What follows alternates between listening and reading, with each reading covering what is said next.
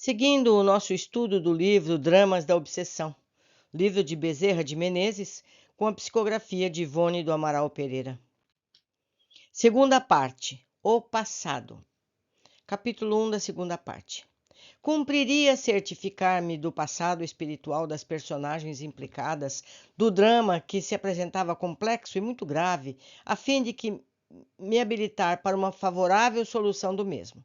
Deixei, portanto, os delinquentes sob a guarda protetora dos responsáveis, espiritualmente, pelo centro que os hospedava, e afastei-me, tranquilo, convidando Roberto a me acompanhar num giro indispensável pelo espaço à procura de informações seguras e rápidas. Certamente que, para inteirar-me dos remotos contratempos que criaram o antagonismo entre os meus pupilos do momento, não seria obrigatório o recurso de varrer as ondas luminosas do éter, em busca de arquivos informativos que detalhadamente esclarecesse o que gostaríamos para um trabalho eficiente de reeducação dos mesmos. Tal processo, em sendo fecundo e seguro, mesmo belo, é lento e penoso, mesmo para as possibilidades de um espírito algo esclarecido. Impõe a necessidade de técnicos selecionadores de demarcações rítmias das ondas de luz, casando-as com os nossos padrões vibratórios, para que o serviço de boa captação não sofra deficiências para as análises sobre os acontecimentos a serem examinados. Meus amigos, eu faço aqui um parênteses agora. Vocês observaram? Tudo o que se passa, tudo o que acontece fica gravado no éter, fica gravado nas ondas do universo. Bezerra está dizendo que é possível resgatar essas imagens, resgatar esses fatos com a ajuda de técnicos e vibrações específicas. Vejam que coisa incrível e fantástica. Isso é para nosso entendimento dos planos espirituais. Vamos continuar.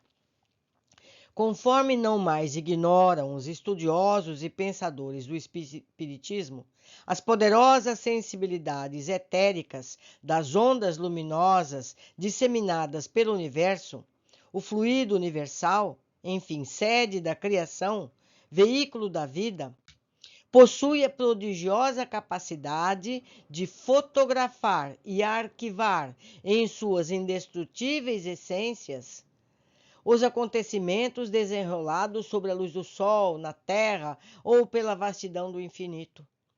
A história da humanidade, portanto, estaria arquivada em imagens e sons pelo infinito afora. E como a da humanidade, necessariamente a história de cada individualidade particularmente. Rever, portanto, o que se passou, rebuscando imagens e cenas fotografadas nas ambiências etéricas, não será, para um espírito trabalhador, tarefa muito rara, embora penosa. Comumente, esses espíritos o realizam para estudos científicos e filosóficos, lições profundas e muito eruditas para as almas fortes que se dedicam a cursos elevados na vida espiritual, para análises magníficas que somente o mundo invisível interessam, por enquanto. Para o caso de Leonel, no entanto, seria indispensável tal recurso, visto que poderíamos contar com outros processos mais fáceis, igualmente seguros. Poderíamos, por exemplo, extrair dos arquivos mentais do próprio Leonel, em operação psíquica melindrosa, ao seu passado reencarnatório, particularizando episódios em que se visse em relações com aqueles que, no momento, eram os seus obsessores. Poderíamos tentar as mesmas informações com seus 4 perseguidores, obrigando-os a um retrocesso parcial ao pretérito para extrair da sua memória ou consciência arquivos mentais do perispírito, as recordações informativas exatas, uma vez que a precária situação em que se achavam não lograriam energias para evocarem voluntariamente esse passado, com as minúcias de que precisaríamos. Repugnava-nos, portanto, todavia, torturar tanto a todos eles, pois forçá-lo-emos ao amargor de retrocesso da memória. Seria excitar-lhes o sofrimento, aguçando-lhes as raivas, abalando-lhes as faculdades carentes de bálsamos e consolações. Restava-nos, porém, o formoso espírito de Esther, que nos procurava naquela mesma emergência, dispondo-se a auxiliar os trabalhos com valioso concurso em torno dos seus entes amados e prontificando-se a tudo o que dela exigíssemos. Mas nós a víamos tão angelical e adorável, tão docemente humilde e encantadora, que nos detivemos do desejo de solicitar-lhe o favor de uma confidência minuciosa sobre o passado dela própria e das duas falanges litigantes, desencorajados levar a reacender no próprio ser episódios vividos entre dores e opróbrios que antes deveriam ser para sempre esquecidos. Deliberamos, então, recorrer ao guardião hierárquico de Leonel, certos de que, por mais desgraçada e revel que seja a individualidade, sempre será exato que contará com fiéis amigos do plano invisível, prontos a beneficiá-la e assisti-la, desde que ela própria consinta em ser auxiliada através da boa vontade em progredir.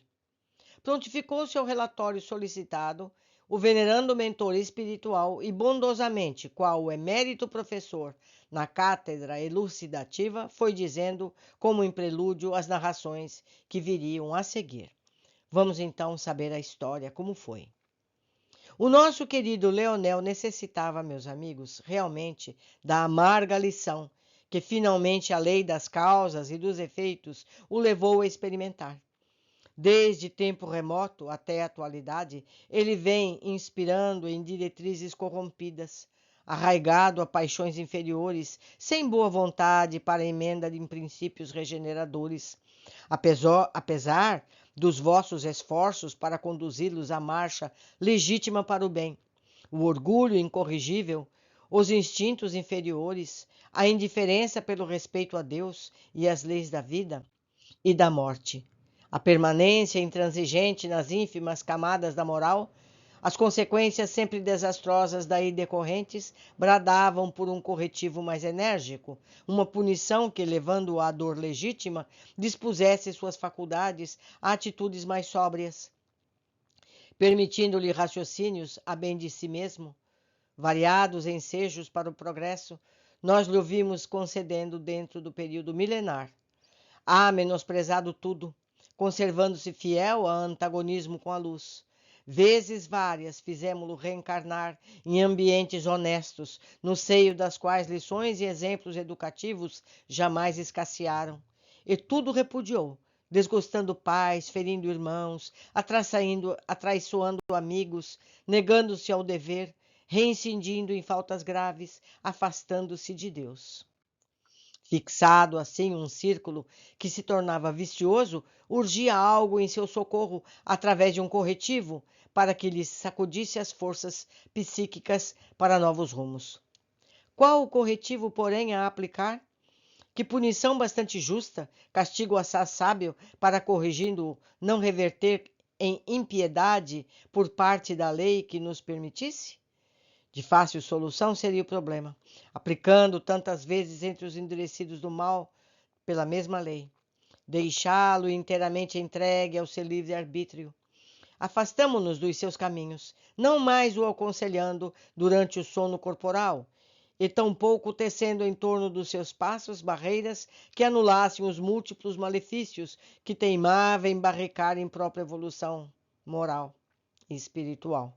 Deixamos de interferir nas reencarnações, abandonando a própria responsabilidade, sem nossas inspirações e assistências, a fim de que, sentindo finalmente a solidão interior, envolvesse o seu espírito, ele se humilhasse perante si mesmo e procurasse reencontrar-nos com boa vontade para a emenda e a conquista do progresso impulsionado pelos aguilhões da dor. Meus amigos estudantes como eu, então vocês estão vendo que quando a pessoa reluta ao bem, quando ela teima em ser má, egoísta, vaidosa e orgulhosa, a espiritualidade deixa de dar conselhos por um certo tempo, para que ela aprenda baseado nos seus próprios passos, que ela caia e aprenda a se levantar. Então, meus amigos, vamos nós cuidar de andar bem, sermos bons e caridosos, para que não percamos os bons amigos que nos ajudam sempre. Continuando. Foi o que fizemos nesses 4 séculos, quando suas desordenadas expansões exorbitaram dos direitos de cada uma dentro das sociedades terrenas. Sim, desde há 4 séculos, quando, reencarnado à sombra da cruz do enviado de Deus, depois de prometer no espaço labores benévolos a favor da doutrina e da Igreja, a que desejou servir, do poder que ambas exercem sobre os homens, abusou, aviltando-as com seus crimes que praticou, tendo-as por desculpa e delas se servindo como arma irresistível na prática de abominações. Fez uma pausa o erudito mentor, que se diria antigo patriarca oriental, e continuou após, salmodiando vibrações dulcíssimas, só compreensíveis à mentalidade de um desencarnado como ele. A história do meu pobre Leonel é como a de tantas outras ovelhas rivéis do aprisco divino. O próprio drama encenado e vivido pela humanidade em litígio com as próprias paixões. Há períodos na existência de um homem, como de uma sociedade e um povo, em que seus erros tanto transvasam da órbita razoável num planeta de provas e expiações, que o ricochete entra a puni-los incessantemente, com todo o cortejo das atrozes consequências criadas pelos atos. Porque, meus amigos, tudo aquilo que a gente faz volta para nós mesmos. É a lei do retorno. Se você planta o bem, se você pratica o bem, nós vamos receber o bem. Mas se nós praticamos o mal, nós vamos ter que colher esse mal.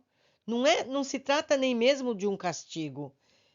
É a semeadura e a colheita, não é? É a gente que provoca os nossos problemas. Continuando. É quando estão entregues a si mesmos, agindo inteiramente em liberdade, sem nossa intervenção em nenhum ato de suas vidas, diante de tal punição, ou viverem entregues a si mesmos, não resistirão por muito tempo aos convites da emenda. Seus excessos atrairão situações de tal forma anormais, desequilíbrios tão pungentes na marcha irrefreável das existências, que outro recurso não encontrarão, a fim de remediá-los, senão a submissão às equitativas leis da razão e da justiça. O que quer dizer que buscarão voluntariamente o caminho do dever, do qual jamais haviam cogitado. A história messiânica do filho pródigo não poderia ser melhor imaginada para retratar a marcha da humanidade do que foi por nosso mestre Jesus Nazareno. Vocês lembram, né? O filho pródigo que pediu tolerância e saiu pelo mundo fazendo besteiras? É isso que acontece com todos nós, que teimamos em não fazer o bem. Continuando. Eis, pois, o corretivo supremo da lei. Abandonar os rebeldes e endurecidos a si mesmos. Não os assistir sequer com a inspiração, quer no estado terreno, quer no espiritual, tal como o pai de família, que deixou partir o filho mais novo, certo de que as duras experiências consequentes das próprias reflexões bem cedo levariam à emenda dos costumes, à regeneração definitiva. Deteve-se novamente o nosso ilustre interlocutor.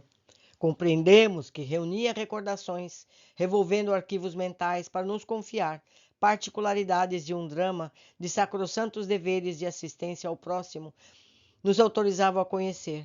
Mas, passados alguns instantes, elevou novamente o seu diapasão mental, que entendíamos por fraseado escorreito, e prosseguiu.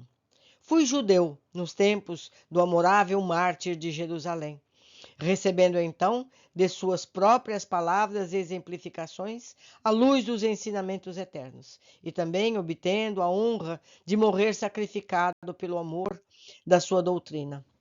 Pouco depois da sua retirada dos planos terrestres, apaixonado por seus ensinamentos, como espírito, impus-me o dever de auxiliar antigos compatriotas meus à conversão ao vero cristianismo. Tarefa árdua que me há extraído lágrimas e muitas amarguras do coração. Não sou, portanto, senão pequeno mentor de falange litigante que acabais de conhecer, isto é, Leonel e a família, falange da qual me afastei temporariamente por ordens superiores, dada a rebeldia com que se conduziam, mas dos quais me aproximarei, desde que demonstrado seja o desejo do progresso e da reconciliação com o bem. Os sombrios acontecimentos que se desenrolaram num período de 4 séculos em reações contínuas entre o espaço e a terra e que tiveram como personagens as duas famílias que conheceis, se originaram nos seguintes feitos de uma e de outra. E então o patriarca iniciou a narrativa, enquanto eu e Roberto, prestos às suas vibrações mentais, entrávamos em seus pensamentos, assistindo destarte os episódios com tanta precisão e clareza, como se comparsas também fôssemos das cenas evocadas. Mas para que o leitor seja permitido mais facilmente investigar minudências da moral dos fatos em apreço, descreveremos aos que então assistimos com redação nossa, esforçando-nos em esclarecimentos que induzam as análises idênticas em numerosos dramas terrenos que diariamente surpreendem a sociedade. Então, meus amigos, nós vamos saber nos capítulos próximos o que aconteceu com essas famílias. A família dos judeus e a família dos inquisidores, que mutuamente se feriram por 400 anos. Por enquanto ficamos por aqui. Aguardo todos nos capítulos seguintes.